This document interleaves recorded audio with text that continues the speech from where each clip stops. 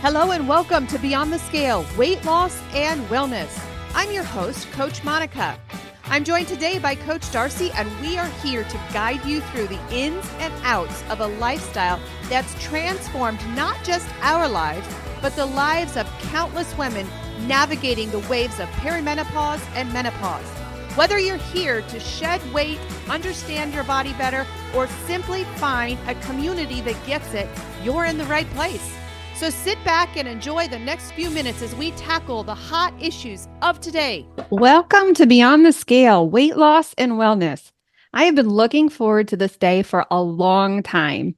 We have a special guest with us today, and I have to say, this woman changed my life the day I picked up her book.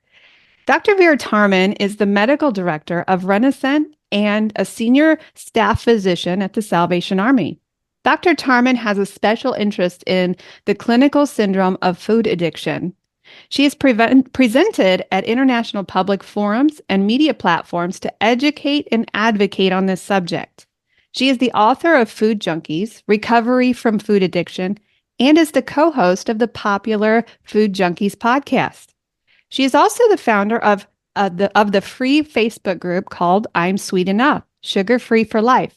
You can also check her YouTube channel out, Vera Tarman, MD. Vera, I am honored that you're here today, and I will never forget the day that you gave me a voice and you helped me through my own healing journey through food addiction. I remember reading your book, and I'd come to almost the end of it, and you told your nursing home story. As I read it, I was transported back to when I was 16 years old in the room of a beautiful woman at the nursing home that I worked at. This woman was not really able to eat on her own, and she was nearing the end of her life. And I remember stepping into the bathroom one morning as she was not eating her, of all things, Ensure protein drink. And I remember taking the first drink of that shake. And I will never forget the shame that I felt as I was doing this. And this became a habit for me. But the thing that really impacted me in your story, Dr. Tarman, was the fact that you took the words and you put them on paper.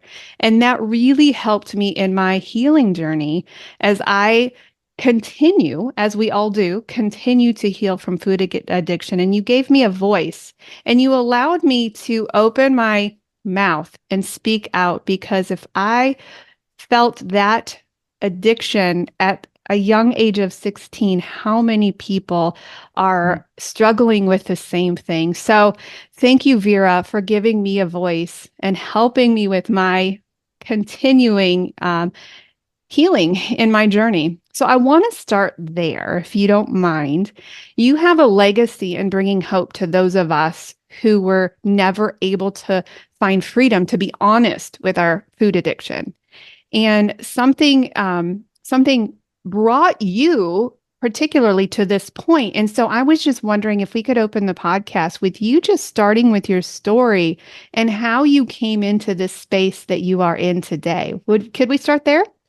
Sure. Yeah. First of all, thank you, Monica, for asking me to speak on your podcast. I'm always delighted to share my story and the message about food addiction, because it's still something that people dismiss or just they just struggle with that concept. You can be addicted to drugs and alcohol, but how can you be addicted to food?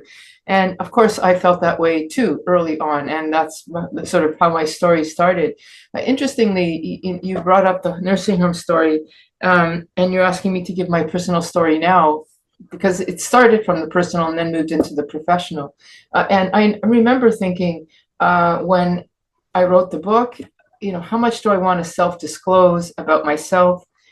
If I do, people will dismiss me as I don't know, I'll lose my credibility as a professional. And I really struggled with that. And like stories like the nursing home story, and there's a few other stories, I felt a great deal of shame at the time. And I kind of followed the principle that is in the addiction field, which is, we're as sick as our secrets, and you And people told me, hey, if you tell your story, people like you, Monica, will relate, and like somebody's given voice to their shame. And so I took a chance at that, and it's not never turned. I've never regretted that. And when I got your comments about that months ago when we first connected, it was really validating for me to say it was the right thing to do, to tell these stories of great shame. And now, of course, the more I talk about it, the less it's actually a very useful shame buster to just say it. And people will go, yeah, that's me too. And I don't feel so ashamed anymore because, hey, I'm actually not any better or any worse than anybody else. Like, really, I'm not any worse and I'm not any better. And that's a real feeling of peace. So it's been very healing to talk about my story and to be on this journey of food addiction.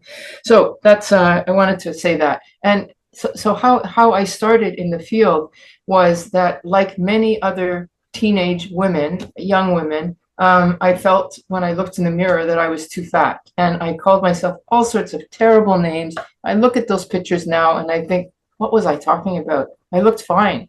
I mean, I wasn't skinny maybe, but I was fine. But that's what we do. We have to measure up to some impossible standard. And so I started to pay a lot of attention to the foods that I ate, and when I think about myself now that I'm in the field and I talk with a lot of people, there are many who will say, yes, now that you're talking about it, I recognize as a child, I ate addictively. I ate, all the cookies. I hid the way I ate. I would sneak in the middle of the night. I didn't really do a lot of that stuff. And so it didn't really twig with me. But when I was a teenager, I got into the whole drinking thing and then went into school, and I had to put that aside. And I actually think that an addiction is an addiction. And I just developed in one way. I was a smoker of cigarettes and drinking, and quit those things. And then I started eating more than I did it as other people. And in those days, this was in the 70s, I started to behave in ways that would have been called eating disorders. Like, I started to binge eat, and then I discovered, hey, if I throw up, I can eat more later. And of course, that's very shaming. Like, am I going to tell somebody that I actually stick a finger down my throat? And no way. But eventually I heard people talking about this, and I thought, that must be what I am. And so I lived with that reality for a number of years. There wasn't really treatment then, thank God, because I don't think it would have worked for me. And it wasn't until years later when I got into the addiction field. I'm a physician, and I first of all, I did HIV medication for a number of years. And then when things got a little better in that field, because there were medications that were saving people's lives, I live in a neighborhood that is very addiction focused. Like, right across the street from me, there's a park, and often there's a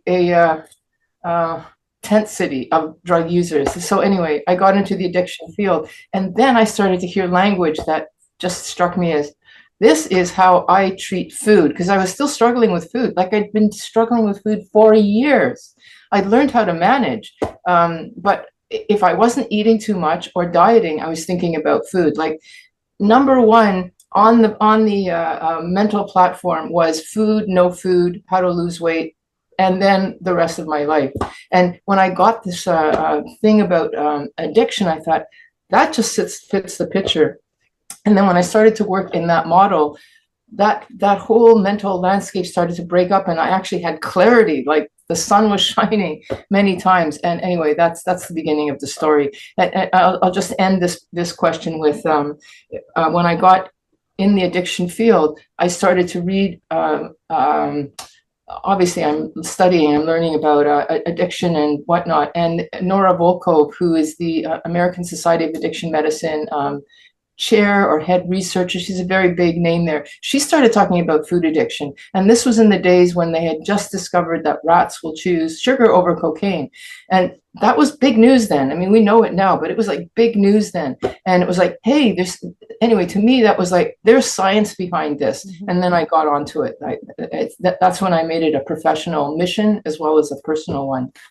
Wow, that's incredible. Yeah. And And I like to put resources throughout the podcast because I think sometimes people may not get to the end of the podcast. So I want to encourage you, if you want to just dip your foot into what Dr. Tarman is talking about today, I encourage you to go grab her book, Food Junkies. It was really the beginning of my healing.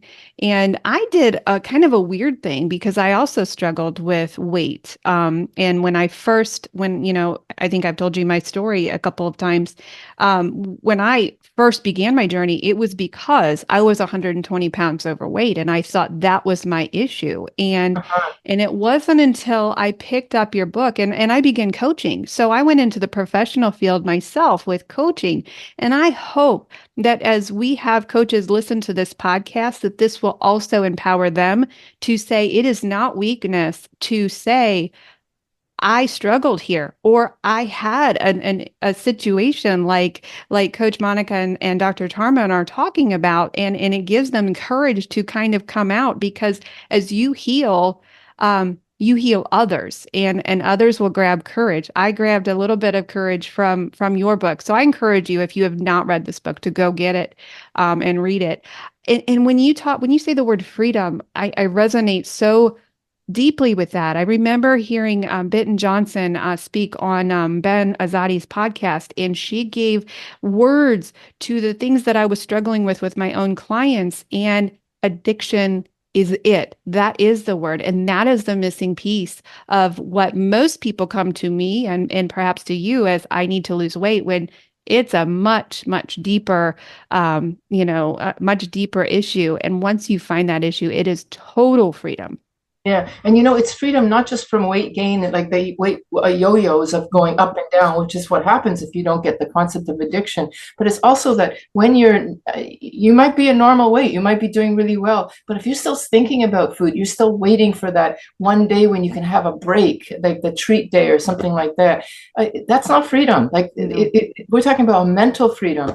And in my work that I do in the podcast, which by the way is the follow-up of the book, if you want to sort of get the latest information, it's in the podcast, but also the food Facebook group. I always say, don't focus on the weight. The weight will follow. You want peace of mind, and then you won't be needing that treat day, which will derail you, and you won't be feeling like we call it white knuckling it. You won't be white knuckling it on edge. I wish I could have that treat. You'll just be saying, that's not a treat to me anymore. I like my food, and that's my treat. The food that's safe for me to eat.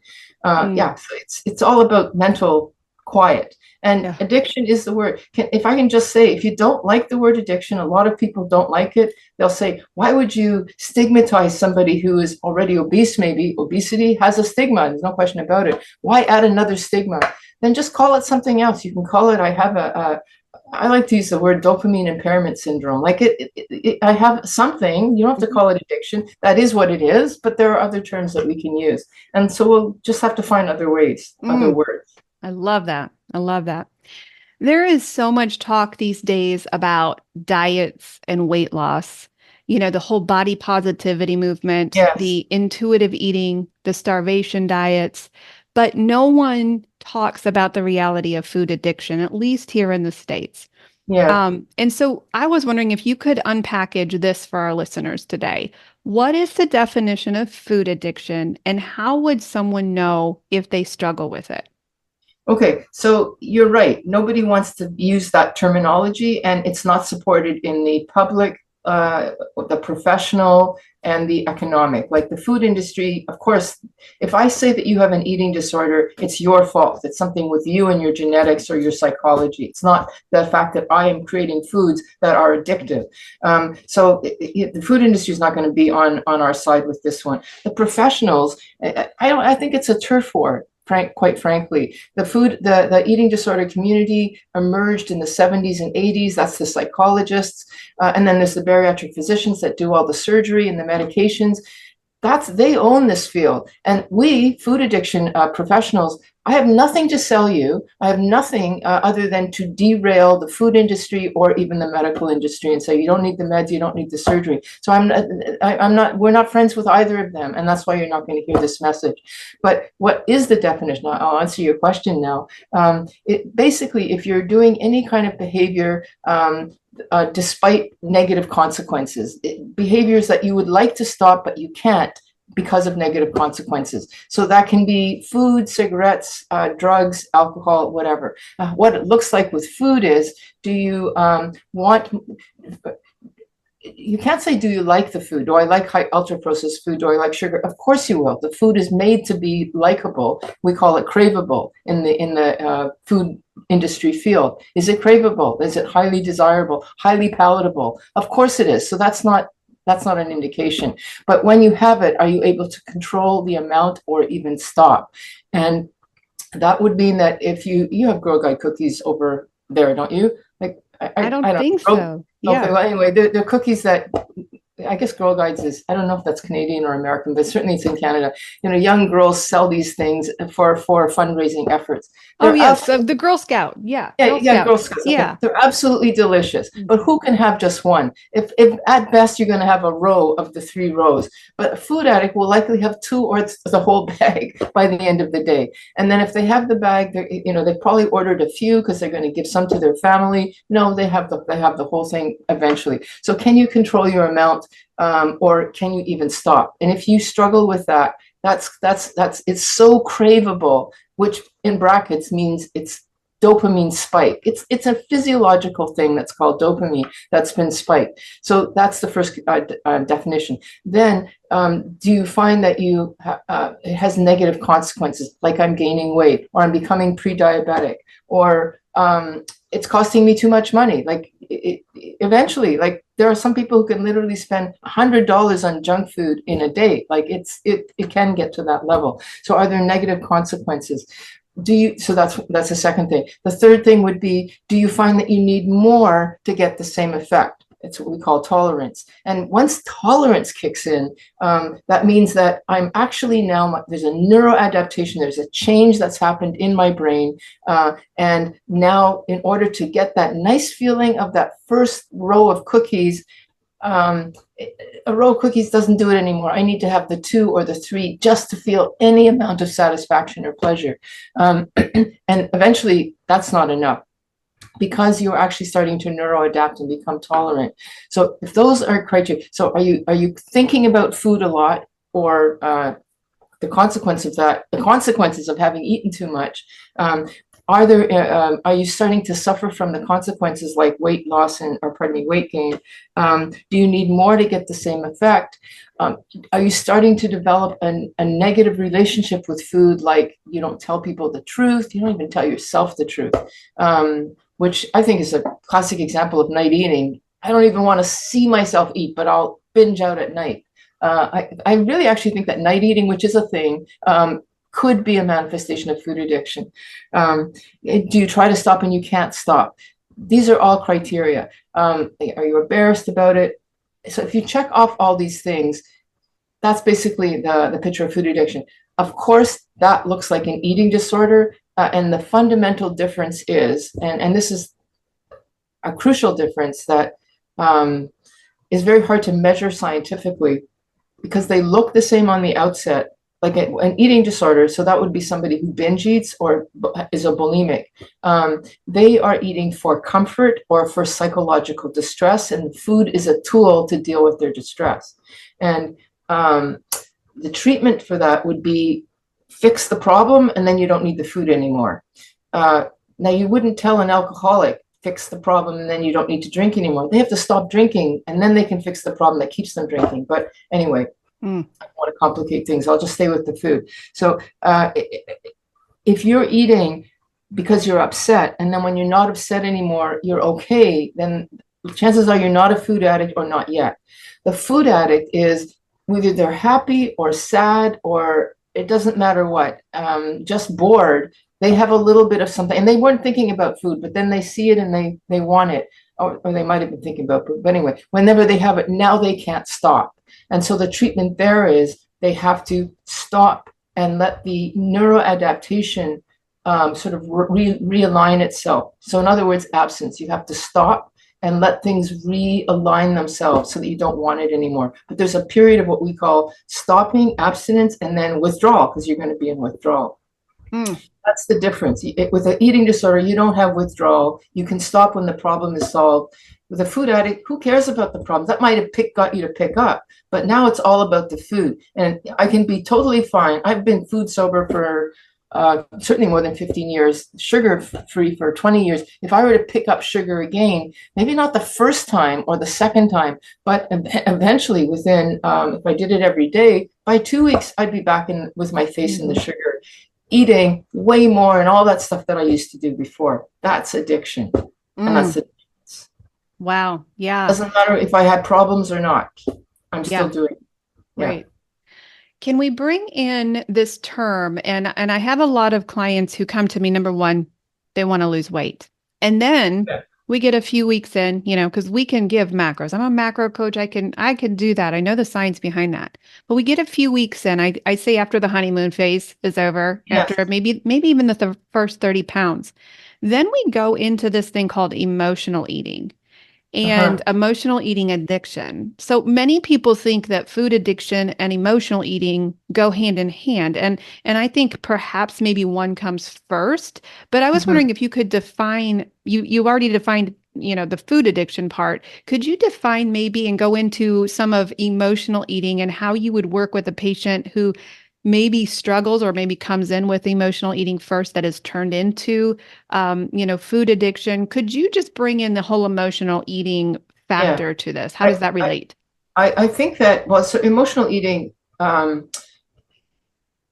it could be viewed in two ways. It could be a manifestation of, quote, an eating disorder. So that would be binge eating or a bulimia. But I think that's actually, I would think somewhat, not maybe rare, but I think food addiction is way more common. I think like an eating disorder is maybe 5 or 6% of the population. And food addiction, we're talking 20%. And in the obese population, even more, 30, 40, 50%, much higher. So I think we're talking food addiction, I think, is a much bigger phenomena. So so in that context, emotional eating, I think, is like as human beings, as our sort of default mechanism, God-given, evolutionary given, whatever way you want to look at it, our body likes food, like it does. And sugar and fat, especially together, are energy dense, and our body likes them. So, it gives comfort. Like we can actually look at the neurochemistry that's kicked off, and the dopamine, it gives pleasure. It kicks off endorphins, which is that numbing, comforting feeling. I'm safe even in the midst of danger. Food does that. Like it does that, and it's partly meant to do that, but within a certain amount. And what happens with addiction is you get too much of the amount and you become tolerant to that, and then addiction follows. But emotional eating is just a person who's taking our God-given default body pleasure and comfort of food and using it. That's meant to be for, if I don't like food, if it doesn't give me pleasure, I'm not going to bother going to all the trouble to hunt and gather and get it. Like it's too much trouble. It's like when you have a cold and you can't taste food, sometimes you don't even bother cooking. I don't want to, I'm hungry, but I don't want to eat. So that desire to eat will motivate me to do something. But what happens with emotional eating is that negative things are happening. And so you're using that comfort for your emotional development. And if you don't do that very often, you could probably get away with it. But if it becomes a pattern, I do think that then will lead into food addiction. Now, if you're emotionally eating good food, because probably people have for centuries emotionally ate and didn't become food addicts because they didn't have access to drug foods, basically, the ultra-processed food. And so it was harder to become addicts. Just the really rich people who had access all the time, like Henry VIII, you see pictures of how big he probably was a downright food addict because he had access all the time. But so people have been probably emotionally eating all the time for centuries, but without the access of the drug food, it got contained. But you get that, you get the pleasure of eating in a distressful context, emotion, and then you've got the drug food on top. That is a progression into food addiction right there. Yeah. Yeah. I'm an unpopular coach when it comes to my line of work these days because we're so into the body positivity and the intuitive eating, Yes, and you don't yes, have to count your food. And so I'm not popular in my circle. However, I like to say that my treatment is abstinence on both sides. So I believe in yes, abstinence. Um, my thing is therapy. When we bring in therapy, it's reversed. For my emotional eaters, they need therapy, right? So they bring in yeah, the cognitive behavioral therapies, all of that thing. When I have a food addict, the therapy's not first. So it's almost the order of therapies because yes, I think I don't know who coined the term, if it was you, if it was Bitten, the red dog. The red yes. dog will It's talk bitten, you yeah, in and out of anything. And the red dog is very, very absolutely. powerful. And so if you Yeah, bring a therapist in for a food addict first, they will have that therapist running around in circles. absolutely. Yeah, I totally agree with that. Yes. So again, because if you're not introduced to the drug food, that's actually Bitten's term too. Mhm, Um, but that is what it is. She's just calling it what it is. mhm. Then you're uh, yeah, then therapy is probably sufficient because that is the problem. And intuitive eating, by the way, if I can just say that, intuitive eating is a great practice if you're not in the drug food because there's only so many Brussels sprouts, as much as I love them, that I want to eat. And so intuitively, because they're not a drug food, when I'm full, my hormones and my pleasure neurochemicals will say, I'm not that interested on a third plate of Brussels. They don't taste as good as the first plate did. But if it's a candied Brussels sprouts or something else that's been added to it, I can be as full as painfully full, but I still want more because it's the addiction that has taken over. There's no such thing as intuitive eating in the food addiction field, and there's no such thing as therapy because the dog is driving the show. Like Mhm. absolutely, you got to quiet that dog down, and I mean, really, what you're doing is you're quietening down the limbic system part of the brain, which is our instinctual, motivational part of our brain, and it's being driven by a dog or by food Mhm. or whatever. And when that's calm, that's quiet, you got rid of that hijacker, then the brain and other stuff which has been put to the side will be able to come in and help and say, you know what, you've had enough. Yeah, you're right, I've had enough. It's been saying that all along, but it is like so far in the back, and this dog is barking, and all you could hear is the barking. Mm. It's a good That analogy. that's a light bulb moment for me right now because I think I told you I've been experimenting with carnivore, Oh and yes, and yes. I committed to 30 days of carnivore to prove it wrong. I wanted to prove it wrong. I wanted to prove it not sustainable. And so as a coach, I don't teach where I don't lead where I don't teach, or I don't Yeah, teach yeah, where I teach what I do personally. And so I yeah. did 30 days of carnivore. It is the first time in 7 years I have not had to track my macros. I eat until I'm full. And that was the most beautiful thing about that journey for me. And Yeah, that 30 days has led to 60 to 90. yeah, And that is so true. I can be an intuitive eater when I don't bring in the drug food.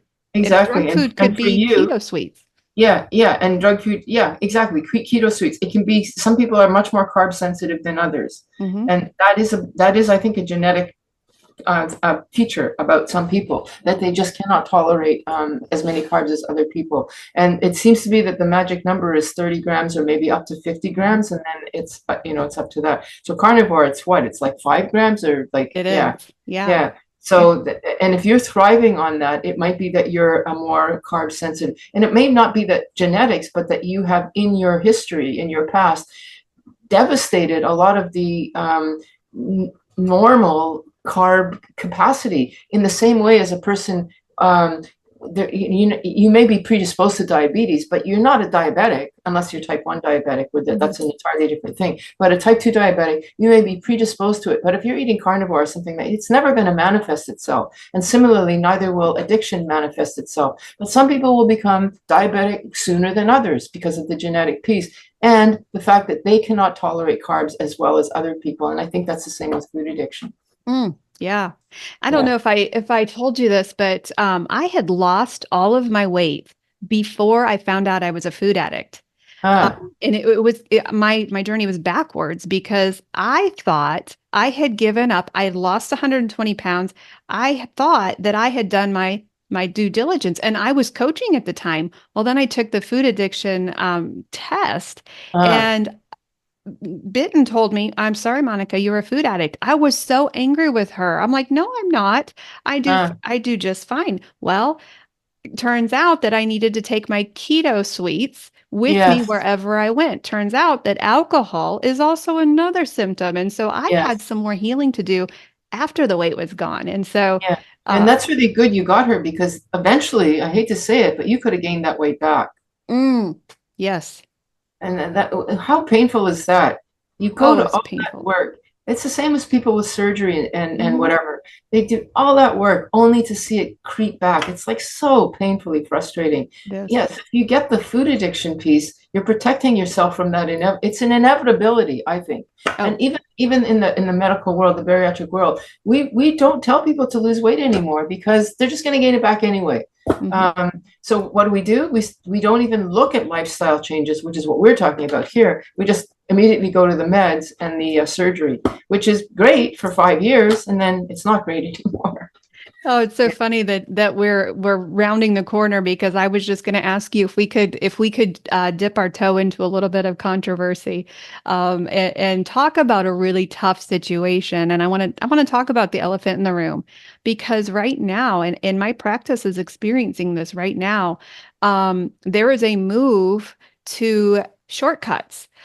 Yeah, There's a move towards doing everything quickly, and this GLP-1, and you can lump the surgeries, the GLP-1s, the starvation diets. I don't know if you have those starvation diets where you are, but here it is just running rampant.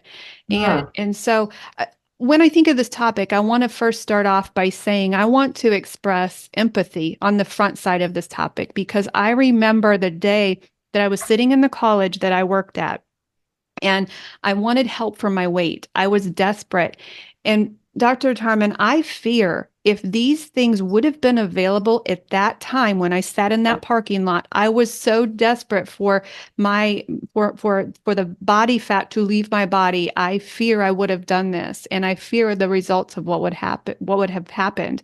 yeah, However, I am seeing this in my practice so many times because people are looking to their neighbor, they're looking to their sister, their brother who are taking these shots and losing the weight so quickly. I was wondering if you could spend some time expressing your thoughts about these things, whether it be GLP-1 surgeries, and they may have to be separated in your mind, in your explanation. But could you spend some time talking about the food addiction in relation to these, what I call shortcuts? yeah. Well, you're right. What was happening before was we had medications that didn't work that well. I mean, you could take speed pills or some version of that, and lots of negative side effects, and not terribly effectiveness. You might lose, I don't know, 10% of your weight, maybe. So if you're 300 pounds, I don't know, maybe 30 pounds, but that's with a lot of side effects, like I won't be able to sleep and I'm irritable and stuff like that. Uh, Not sustainable. So that really the only thing that was of any pronounced change was the surgery. And surgery is very expensive and pretty drastic. And there are, three or four, well, there's four different types of surgery. If you want to call that band, maybe five. All of them have very potentially significant side effects, and they can be quite effective in a fairly quickly for at least 4 or 5 years. And you might want to know this, but in the medical world, cure or success is considered 5 years. So if you have a cancer and it's in remission for 5 years, it's called cure. Is it really cure? I don't know. I think it could be in remission and it could come back in year 6. And then they might say it's a new cancer or it's the old one, but you were cured of the first time around. I don't know. Anyway, it's never considered truly cured, but we call it cure. So bariatric surgery was considered successful because you measure it up to a point. Try to find research that shows long-term bariatric success it is really hard. You'll get the first 3 years, great success, 60, 70% of body weight, like pretty damn good. And that's very enticing. And then when the doctor says, okay, you might get side effects like adhesions and nauseousness and dumping syndrome and all sorts of potential negative things, but you've got this big carrot, which is you're going to lose all this weight, and the discussion about the potential weight regain isn't really brought up. It's a little bit more now, but it wasn't that much. So anyway, that was it. So the idea about changing food was still there, but again, like doctors didn't really want to suggest, because they just saw the yo-yo and they didn't want to promote that. So it was kind of in a standstill. Then the GLP-1s came along, and that's the shorter, easier way, softer way. You take an injection, and it not only does it make you less hungry, if you have diabetes, because that is what it is, ultimately is a diabetic medication, it treats that. So it's a legitimate medication for that. In fact, that is what it started as. It, like I said, makes you less hungry, and potentially even dampens the cravings. I don't know if you know this, Monica, I'm actually freaked out about this, but they're pushing the GLP-1s now forget about weight, forget about diabetes. Let's use it for addiction, because it might actually stop a cocaine or an alcohol user from craving their booze or alcohol, which, by the way, if you stop the substance, the craving goes away. But you have to stop the substance. So now the GLP-1s are like the golden kid on the block, and it's still too new that we have not yet seen the long-term effects of that. But you've talked about this in your Facebook. Actually, you're one of the only ones I see that talks about this, and I don't know if that's because you've seen it in your practice or you're just anticipating. I'm anticipating tolerance. It's a new drug. It's been around it's actually been around for almost 10 years, but in the public eye, available on insurance, maybe 5 or 6 years, something like that. We're going to start seeing tolerance fairly soon now. Mm-hmm. And what does that mean? That means that the max dose that you're on, you got to go higher. And at a certain point, the danger of going higher, because it slows down the gut, it changes hormones. Not only are they, by the way, now what they're saying is, okay, you'll become tolerant to Ozempic maybe, but there'll be something else that's coming out, like Mounjaro has another additional hormone adjustment. It's not just the GLP-1, but it's doing a couple of other things. We'll find new drugs with more hormonal adjustment. So we're going to continually adjust our hormones and become tolerant to them. And what will happen then? I either have to stop because I've maxed out on how high I can go because the side effects will be too bad, and then I'll have to stop, or I just can't afford it anymore. Because really, when it is available everywhere for every condition under the sun, which I'm exaggerating here, but I'm appalled at when I see the suggested possibilities that it's far beyond just food now, or eating and diabetes. It's other things like addiction and mood. It's going to become as well used as, like, everybody's on an antidepressant. Everyone's going to be on this drug. It's too expensive. So eventually what's going to happen is you're going to have to stop the thing. And of course, we know what's going to happen when you stop. Because you've not done anything, you're going to go right back. And it's the same thing as with weight loss. You lose the weight to gain it back and more. It's always a little bit more. So I anticipate... and I'm not happy about it. I actually would suggest that it's a useful tool as a bridge. And while you're on it, using it as a bridge, start learning the tools of life, like lifestyle. Yeah. In other words, recognize, okay, I'm not as addicted to this now because I'm on the drug, but I'm going to stop it, even though I'm not as compelled, so that when I do stop the drug, I'm not eating the sugar or the ultra processed food, and so then that's not going to call to me as much. So it's a useful bridge if you must, but you don't even have to, because like you know and I know, if I stop my substance, alcohol, tobacco, food, if I stop it, it's about 10 days, 2 weeks, 3 weeks, and the cravings start to drop on their own, no medication, no surgery. I don't need that stuff if I can get through that first basically month of what we call withdrawal. Mm-hmm. And then I want to stay sober. And I'm not white knuckling it after that. of course, I've got my brain that's telling me, the red dog, well, you know what? I've been sober now for 4 months. Surely I can have a little piece of something. That's why we want to say addiction is addiction is addiction. You can't have that. Once you're using a drug, you can't have a little bit of it later. It has to be abstinence. So then you're going to have to do relapse prevention for the rest of your life. Which is, what does that look like? That means going to see you on some level of regularity. And you might say, why would I need to do that? 4 years later, I still have to see Coach Monica. Listen, people who are in addiction, they're going to AA meetings or CA meetings or FA meetings at least once a week, sometimes 3 times a week, the rest of their life. And you might say, why would I want to do that? Go and see Coach Monica or somebody for the rest of my life. Because I'm taking medication otherwise. This is an alternative, and I get to not think about food. I see my coach or my meeting or my sponsor, I don't know, even if it's once a day, let's go to the most extreme. That's 1 hour of the day, and I have 23 hours of the day to now live my life, not hating myself, not hating my weight, thinking about something other than food. Because guaranteed, the food addict is thinking about food or their weight or their self-loathing 24/7. That will be gone. I'm willing to do an hour of something so that I have 23 hours of freedom. Yeah. Yeah. That was a big rant. I don't know if I told you this, but I was, because this is so rampant here in the States and it was really impacting my practice. Yes. I struggle as somebody on social media and somebody with a very loud mouth and loud voice. I struggle with the balance of please stay off of this medication to the reality that people are desperate and the empathy part of understanding. So I asked to be put on this. I don't know if I told you this or not. Last year, I asked to be put on a GLP-1 because I did not understand what they meant by the food noise is gone. Didn't understand that. I wanted to see what these people were feeling. And so I went on it for 3 months just so I could go through this. I could not eat over 800 calories.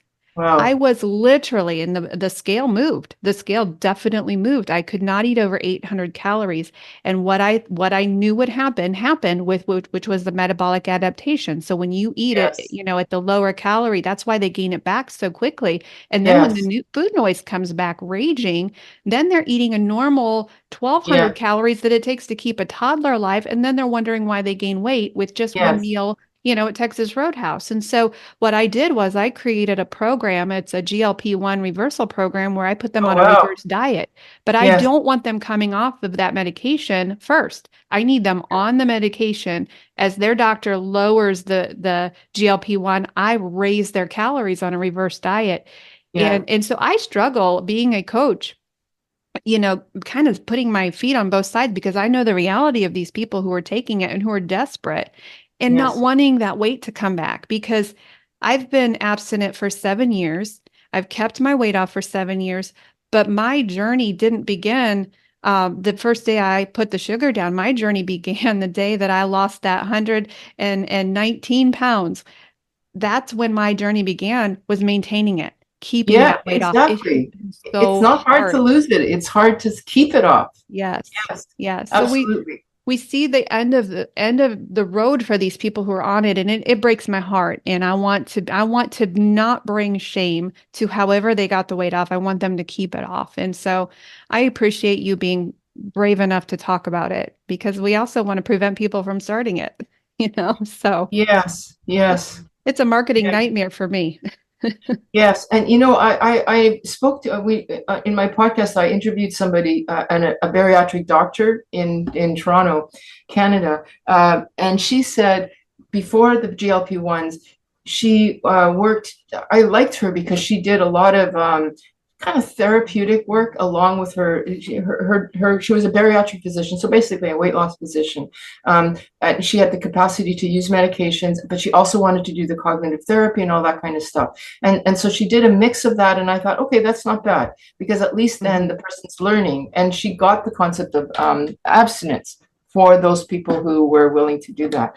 But then she said, when the GLP-1s came in, she said, I don't book hour appointments anymore. They don't want them. They just want the script and off they go. They don't want to do the therapy anymore. So yeah, we're in that. But you know what? I think, Monica, so you're pretty smart because you figured out how to catch the beginning of what I think is going to be a slow turn where people are going to have to come off of these medications, either for cost or for side effects.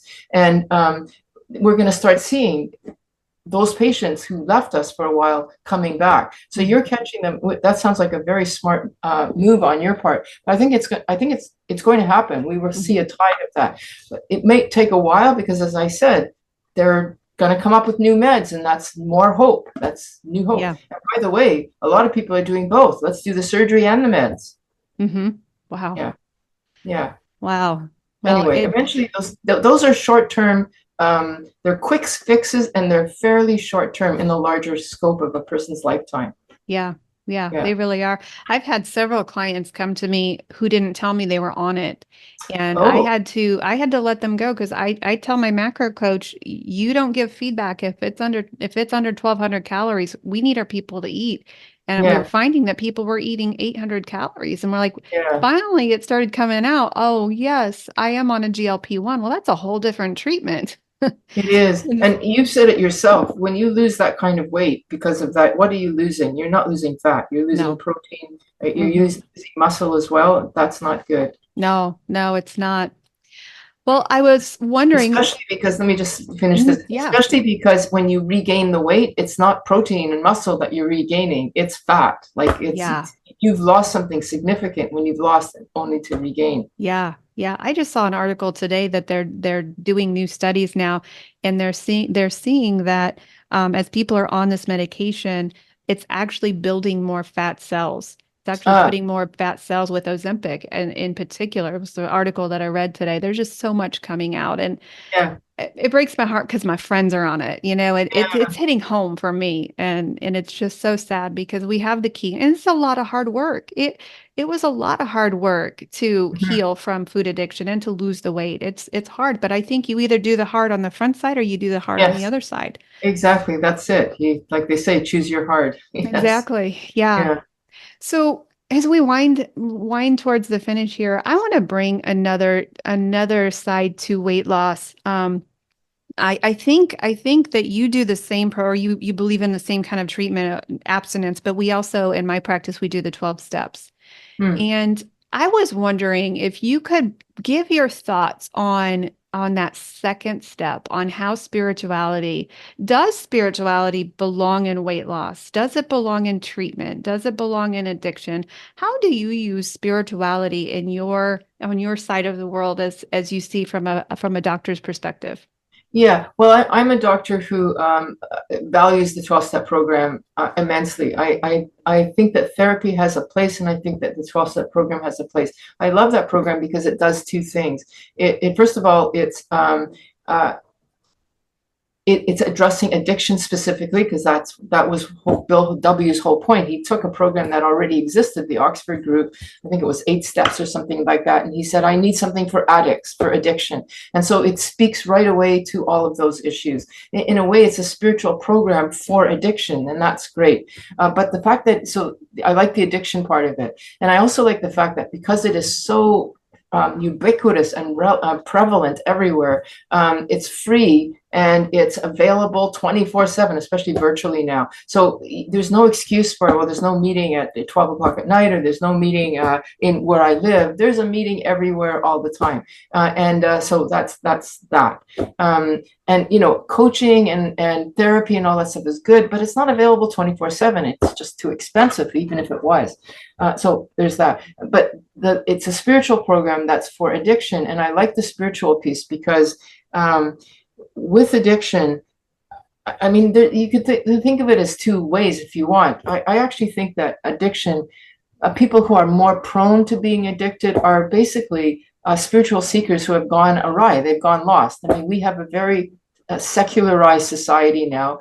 Religion, which used to be dominant everywhere, is becoming more and more fragmented, and we don't know where to turn. And I do think that we are essentially spiritual beings of some sort. And what does that mean? It doesn't necessarily mean God. It means I search for a higher meaning. I'm not just here to eat and defecate and sleep. I'm here to have a function of some greater good or some greater something. And that's all we're talking about when we talk about spirituality. We could use the word philosophy, we could use the word metaphysics, I don't care. Something that's not just about me, but the generalized other. And I have to be plugged into that somehow. And we are so secularized and individualized now that they say it's the hole in the empty donut. Like I need to fill it somehow. Food fills it very nicely for 5 minutes, and then I suffer the consequences. But when I take the food out or the plug out of the jug, whatever, I have to put something else in there. So put in there what should have been there in the first place, which is connection. So spiritual is, connection either to you and me, others, or to a larger something. And that something can be whatever you define. I don't care. And I actually think it's a biological thirst that we have, because we are social creatures that by ourselves are in danger. Like we need to be with others, and we need to have a common something to keep us together. That's the spiritual thing here. And if you don't have that, you take the food away, you're going to eventually be white knuckling it, wandering in the desert, as it were, and you're going to start reaching for food again. And it's not a psychological thing. It's not because I had trauma in my past or I'm depressed. It's because I'm wandering. I'm lost, spiritually lost. I mean, those are terms. I don't know. You can use other terms. When I think about what depression really means and anxiety, I think sometimes they're just manifestations of I'm not connected in some way, either to my family or to a larger something. We have to be connected. Yeah, we have to. And then bringing in the groups. And I'll never forget my first OA meeting that I went to. I was just looking for one that was available. And I think I might have found it on your website or something. I'm like, I would like to find one. And I logged into the Zoom call, and it was for all men. I'll never forget. I went to the wrong one. So make sure you go to the right one. And they were so gracious and said, I think there's a girl in here. Right. But, they always say, try 6 meetings before you give up, because there are so many different ones. Yes. Yeah. And I ended up, this is the way it works. To me, this is where the spirituality comes in. I ended up going to the most dry meeting that I had ever been to in my life. All they did was read from the big book. And they didn't translate it into weight loss. They didn't do anything. I got so much from that meeting that should have been the most boring meeting, because addiction is so transferable from the alcohol perspective to food. I got so much from that meeting, and all they did was read the bylaws and read the big book. And I'm like, wow, my world was shaken that day. And I'm like, if they can do this with this, certainly I can do this, I use the 12 Steps for Overeaters book, and we just read that every Monday and just get so much support for that. So thank you for speaking into that. It's so true. And you are so right. It is the hole in the middle. And if you don't have that filled, whether, higher power, whatever you call it, it is, a lot of people are like, well, I'm not a Christian, or I'm not a Hindu. I don't have a title. But they understand when it comes to bringing in the spirituality, it just clicks when we do this thing. So I often, when I see a patient for the first time, I always ask them, "What's your relationship with God or whatever? Do you have a relationship with something?" And if they say no, I'm always thinking, "Oh, we gotta work on this," because there's going to be lots of trials and tribulations coming up in the future, and you have to have something so that you don't reach for the food, because we've learned to reach for the food. And if you don't have something, you're defenseless. And that's what people say: if I don't have my food, I'm defenseless. Well, you've got to find a defense, and it's built into us. We have it. We're social creatures. We already have it there. So let's utilize it in whatever way that looks. Yeah. And by the way, with 12 step, a lot of people will say, "Oh, I don't like that. I don't like the God thing, and I don't like the cultiness of it." It's it comes from 1936. Like it is what it is. Just take what you leave and leave the rest. Yes, that's right. That's right. My pastor always said our bodies, minds, and spirits are connected, and when one is sick, they share each other's diseases. And I felt that throughout my whole healing journey. And I didn't heal on all 3 levels at the same time. It was like, I don't know if it's the the fingerprint of God or what it was, but he didn't allow me to heal. I would have been overwhelmed if all of those would have been healed at once. I went through stages where I did go through counseling, and then I did go through the spiritual journey, and it didn't hit me all at once. Yeah. And I was grateful for that because it would have been overwhelming to do it. And that is another connection to the GLP-1 that they're missing. They're Yes. missing the Yes. the spiritual healing and the emotional healing. They may get Yes. physical healing, but they're missing those. And so can you tell me, as we wind things up today, first of all, if there's anything that we missed in this that you want to highlight, and maybe talk a little bit about your favorite treatments, what your favorite, most useful tool in your toolbox as you work with patients, and you work with them on a different level than I do, as being a physician, but what is your favorite tool in your toolbox that you use for your people that come to you that are just struggling in addiction?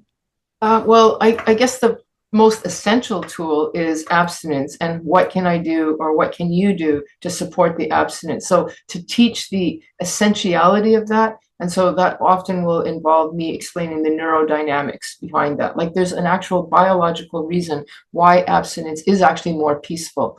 So I guess my favorite tool is education of abstinence. But then the second thing that's almost right behind that is the social context, the social support. Everybody, including the addict, wants to figure this out on their own. They want to get the self-help book and or even read the big book, but they don't want to go to the meeting. I'll just read the book and I can do it myself. No, you can't, because addiction means that a part of your brain has been hijacked, and the individuality, the ego, the part of me that can make decisions is hijacked. I'm not able to make decisions. So I guess I could use the word surrender, surrender to a social something, social group, or maybe the higher power. There has to be something, an acknowledgement that I cannot do this on my own. And if I do, I'm going to be in trouble because I will get easily waylaid. So those are, I think, are my first two pieces. That the abstinence is crucial because it is an addiction. It's a biological phenomena. And once you got that, that's the buy-in to the next thing, which is, what is the thing I'm going to do so that I can stop that? I'm going to need social support. I mean, I'm basically jumping off a building and I want to hold on to people. Well, I'm like, I don't want to do this on my own. That will just freak you out and scare you, and you're going to try to find your substance again. But if I can hang on to somebody like Monica, who's been there ahead of me and says, this is what you got to do, or another person, then I will get over that hump. And so maybe I'll say the third thing, which I want to leave this podcast with, is that if somebody's going, okay, you're telling me I have to stop my substance, and I don't know how to do that. No way can I do this. Well, okay, maybe I'll join a social support group. The good news is, there is good news, that it doesn't take a lifetime. You can be, if you're constantly eating foods that are triggering the cravings, it'll be a lifetime. But when you abstain and stop, it hurts for what, 10 days, 2 weeks, 3 weeks, and then it's done. You will be on the other side of freedom.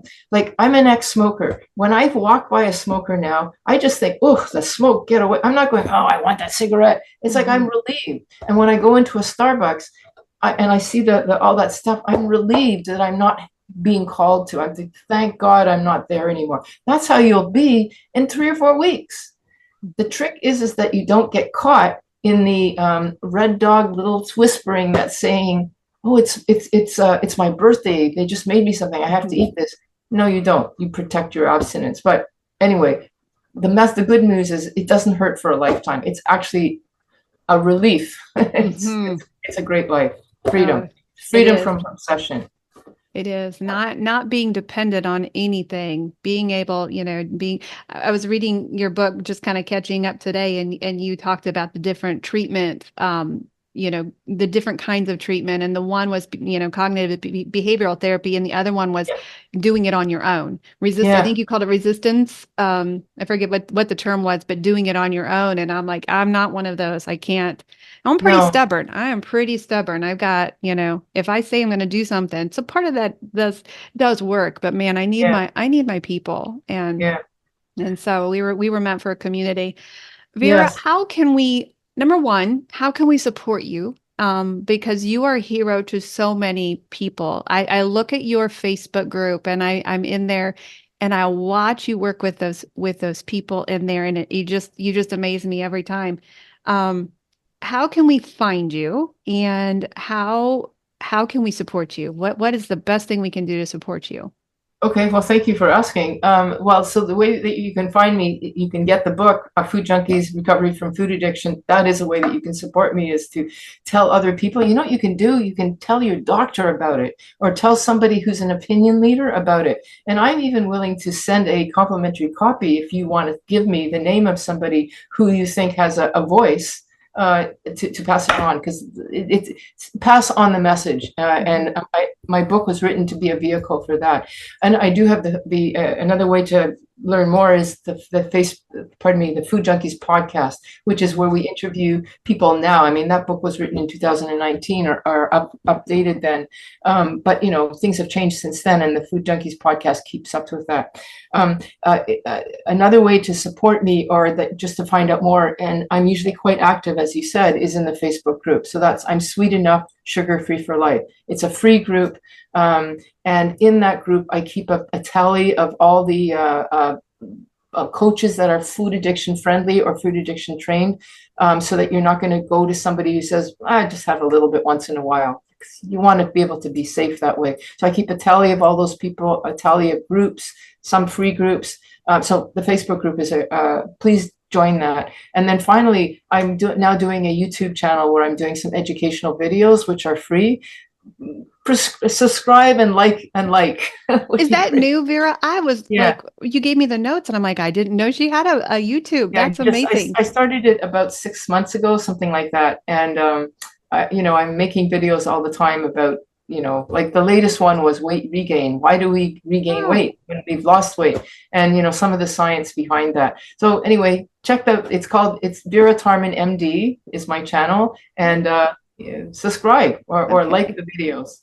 Well, I personally am going to go do that. I was really excited. I'm like, I'm in the know of a lot of things, but I didn't know we had a YouTube channel. So that's amazing. I love it. Yeah.